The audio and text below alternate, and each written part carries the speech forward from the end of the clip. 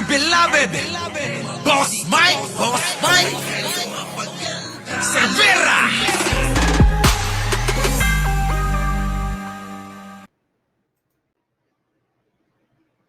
Panawagan ni BP Sara na huwag daw makikipagkasundo sa mga makakaliwang grupo dahil daw yun ay parang pakikipagkasundo sa mga demonyo ay hindi sinunod. Hindi sinunod ni Pangulong Bongbong Marcos bagkus ito'y tuloy-tuloy. Tuloy-tuloy pa rin at pinag-aaralan pa rin yung mga benepisyo na matatanggap ng mga bawat rebeldeng babalik loob sa gobyerno. Alam nyo, maraming bumatikos din na bakit kailangan na lang na tayo ay maglaban-laban kapwa Pilipino. Tagal-tagal na niyan na labanan, 'di ba? Tagal-tagal na labanan, tagal-tagal na may mga pinaglalaban. Pero kung hindi kikilos din ang pamahalaan, hindi iisip ng mga bagay para maibsan yung mga nararamdaman ng mga rebelde, wala talagang mangyayari din, di ba? Kasi yan kailangan ng masusing pag-aaral, hindi yan basta-basta. Tulad ng gustungan ng mga Duterte na kailangan maglaban-laban. Parang gano'n na kailangan ubusin na yung mga yan. Alam nyo, hindi naman mauubos yan Sa tagal ng panahon, may gumawa na yan, di ba? All out war kaya sa mga rebelde kaya sa panahon ni Erap. Bakit ngayon nandiyan pa rin? Nung panahon ng Marcos Sr., ganun din, di ba? Sa bagay, nung panahon na ngayon, nangihina ng araw sila dahil din sa mga paraan na mga ginawa ng dating Pangulong Ferdinand Marcos Sr. 'Di ba? Ganun din may mga amnestia, may dialogo at kung ano-ano pang mga bagay na ginagawa nila. Ito na ngayon ang dito.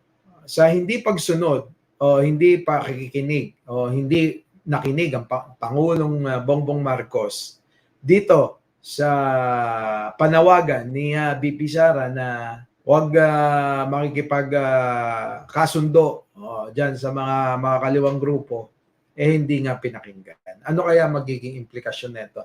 Ano magiging pakiramdam ni BP Sara sa nangyaring to? Ito na ba talagang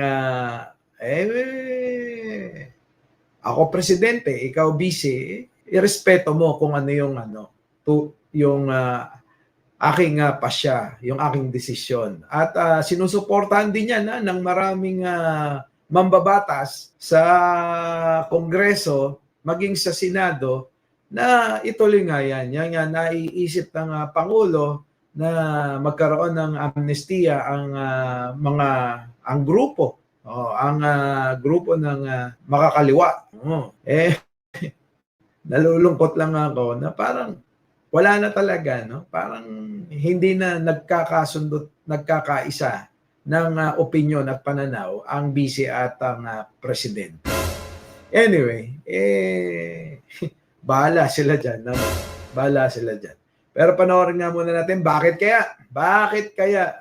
At maganda para sa mga marami yung plano ng Pangulo. Bakit kaya? Peace talk sa pagitan ng mga rebeldeng komunista, malaki ang benepisyo sa bansa. Narito ang news scoop ni Angelo Bainio. Iniisa-isa ng Administrasyong Marcos ang mga benepisyo ng peace agreement sa mga rebeldeng komunista sa kanayunan at mga local government units. Ayon kay Office of the Presidential Advisor on Peace, Reconciliation and Unity Assistant Secretary Wilben Mayor na may malaking socio-economic benefits ng isang kasunduan sa kapayapaan sa pagitan ng gobyerno at ng mga rebelde. Binanggit ni Mayor ang kamakailang kasunduang pangkapayapaan sa mga Muslim separatist sa Bangsamoro Autonomous Region in Muslim Mindanao na aniya ay nagresulta sa matinding pagbaha ng poverty incidence sa rehiyon. ang kasalukuyang mga gusot tulad ng digmaan sa pagitan ng Ukraine at Russia, pati na rin ang opensiba ng Israel laban sa militanteng grupong Hamas ay nagresulta sa mga sakuna na pagkalugi sa magkabilang panig. Samantala hinimok ni Mayor na suportahan ng iba't ibang ahensya ng gobyerno, gayon din ang publiko sa nagaganap na peace talks sa pagitan ng gobyerno at National Democratic Front of the Philippines. At yan ang aking news scoop. Ako si Angelo Bainyo, nagbabalita ng tama, naglilingkod ng tama. Yun naman pala. Sana all. Nagbabalita ng tama, naglilingkod ng tama. Ano? Dapat ganun. Magiging maganda pala ang benepisyo ng gobyerno ng ating bayan dito sa ginagawa nga ni Pangulong Bongbong Marcos na pagsusulong netong usaping pangkapayapaan sa mga makakaliwang grupo. Sana naman, tulad ng marami, sumuporta na lang tayo. Huwag na tayong kumontra tayo naman ay hindi naman basta-basta lang naisip ngayon ni Pangulong Bongbong Marcos yan, ginawa na. Masusi ang pag-aaral dyan, mabusisi. Hindi basta-basta lang naisip ngayon, sige na bukas sige, eto na gawin ninyo. Walang ganon. Pinag-aaralan ng lahat o hinihimay ang lahat bago magpasyang Pangulo. Anyway, sorry na lang kay BP Sara, sorry na lang kay dating Pangulong Duterte, sorry na lang kay Dr. Badoy at saka kay Eric dahil tuloy-tuloy na yung proseso ng usaping pangkapayapaan para sa mga kaliwang grupo. Suporta na lang kasi tayo. Sumuporta na lang, huwag na tayong kumontra. Kayo naman tapos na yung inyong termino na 6 na taon.